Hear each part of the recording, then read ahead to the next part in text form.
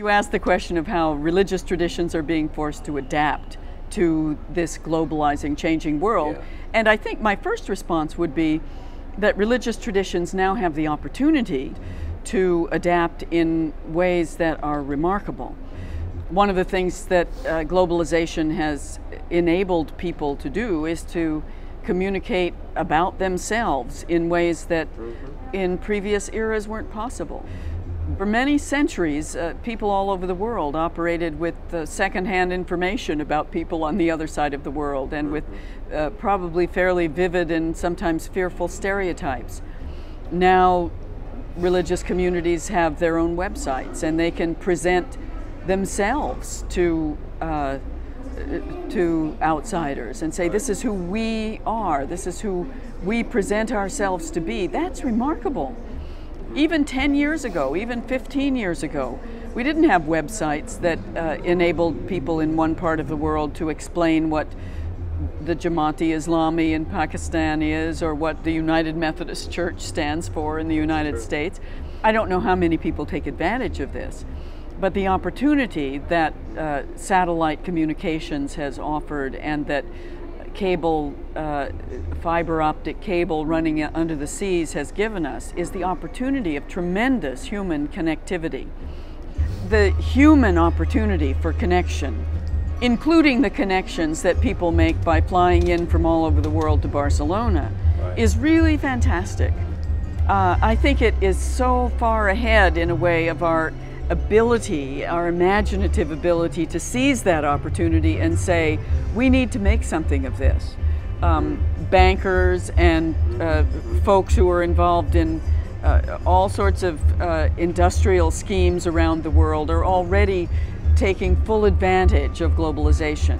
And I think the need for a kind of interfaith, interreligious infrastructure that really takes advantage of our connectivity is something that is evident from a parliament like this.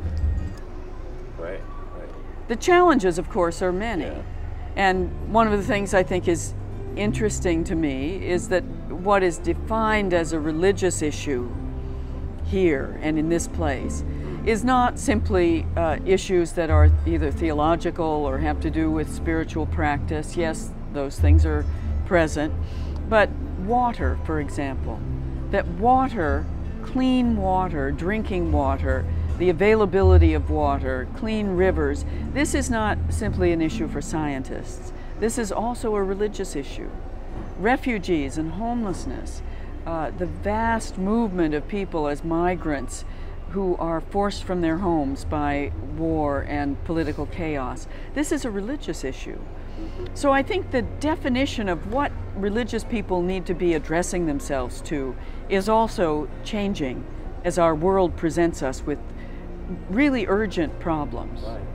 Are the ethical frameworks of the traditions sufficient to provide people with what they need? And if so, how are the traditions going to make themselves relevant to the majority of people these days? Do we need some kind of new religion to emerge that's more embracing of the scientific worldview, more up to date? There are many things that are happening as religious people encounter a rapidly changing scientific, modern, postmodern world. Among them is the fact that people are always now, as ever, wrestling with the ways in which the ethics and beliefs that they have been brought up with enable them to encounter this world in a creative way. And there are some ways in which things that have been brought from the past are superseded or transcended, and people are searching for meaning in new contexts. That doesn't mean that religion is necessarily transcended, but because religious traditions are dynamic. They are more like rivers than like boxes of beliefs, and religions have always changed. That change is evident more than ever today as people who are encountering not only other ways of being religious, but other ways of thinking about and composing the world, some of which are scientific. And it may be that people feel there's a conflict, and some do, between science and religion. But the bridges that are being built between people who are interested in science and whose world is composed largely by a scientific framework, and religious people, those bridges are now more than ever as well. One of the things that has been evident here is the ongoing dialogue of scientists and religionists, so to speak. And that takes many forms. It takes forms of the research into the mind and states of consciousness that brings together people who are both religious practitioners and scientific investigators. They're in this together. And the same thing with the kinds of problems that people are tackling, whether it's issues of water or the environment. There's a sense that there's a companionship between scientists and people of faith that is extremely important. What do you see as the future of religion? Because we're in such a transition period as a planet right now. I mean, it's hard to imagine the future period, even technologically.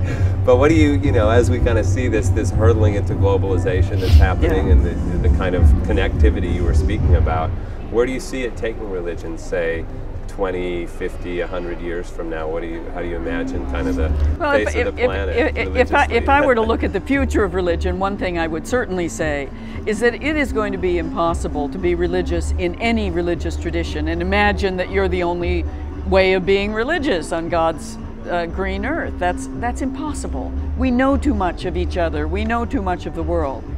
One thing that has certainly happened with increasing rapidity in the last few decades and in the last few years has been the emergence of a multitude of ways of connecting across lines of faith, of interfaith organizations, interfaith encounter associations, interfaith councils, interfaith networks that are local and national and regional and global.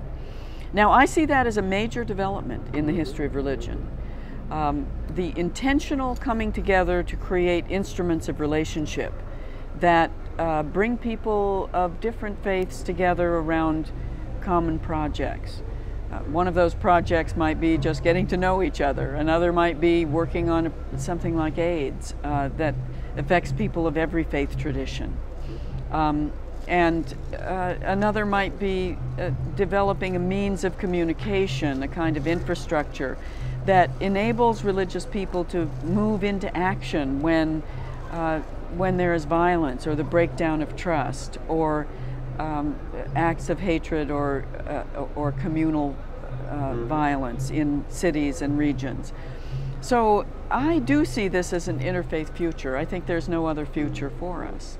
That doesn't mean leaving our own faith traditions behind, but holding them not in isolation from each other, but in relation to each other. So that's the future.